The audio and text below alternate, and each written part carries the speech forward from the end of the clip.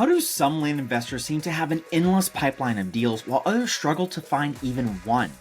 Their secret isn't just working harder, it's knowing what makes a lead actually worth your time. You've probably heard the word lead thrown around in real estate, but what does it actually mean when it comes to land investing? And more importantly, how do you get more of them so you can start flipping deals? Today, I'm breaking it all down.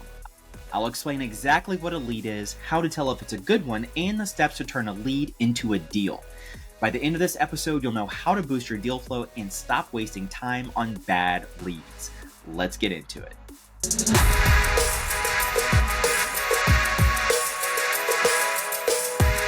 Welcome to the OnlyLandFans Launchpad Series. I'm Kendall Lejeune, and this is a series that shows you exactly how to flip land without ever buying it.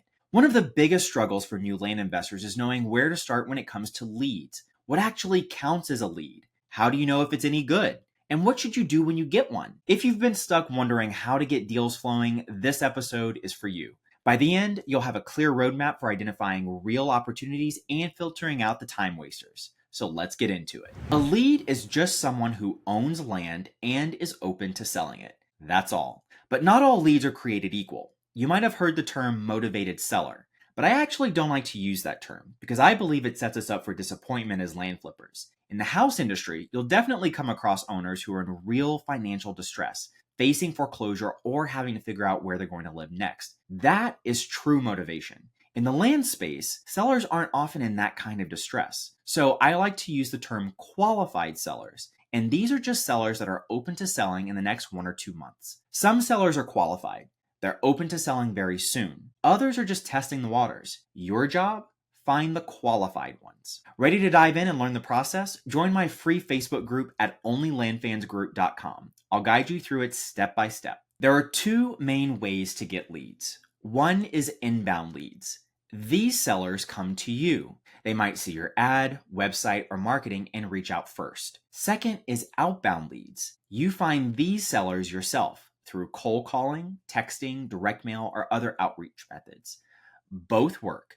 The key is knowing which leads are worth your time. So a qualified seller typically is open to selling quickly. They own the land, but they don't want to deal with it anymore. And they're willing to answer your questions and negotiate on price. If they check those boxes, that's a strong lead. If they're just curious about hearing what you think their land is worth, but not really ready to move, they might not be worth chasing. So now that you know what a lead is, the next step is getting more of them. Not sure what to say when you find those leads? I can help with that. Inside my OnlyLandFans Facebook group, you'll get my exact seller scripts my team and I use when talking to leads, weekly tips and strategies to flip land, and direct access to me to ask questions. You'll also find a community of land investors who are learning and growing together. Just go to OnlyLandFansGroup.com and join for free. And hey, if this episode helped you, do me a favor. Subscribe to the show, leave a quick review, and share this with a friend who needs to hear it.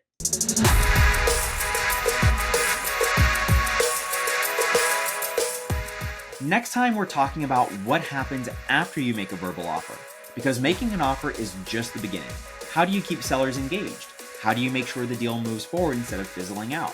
In the next episode, I'll walk you through exactly how to follow up after making a verbal offer so you don't lose out on great deals. If that sounds like something you need to hear, hit subscribe so you don't miss it. See you next time. Until then, stay dirty.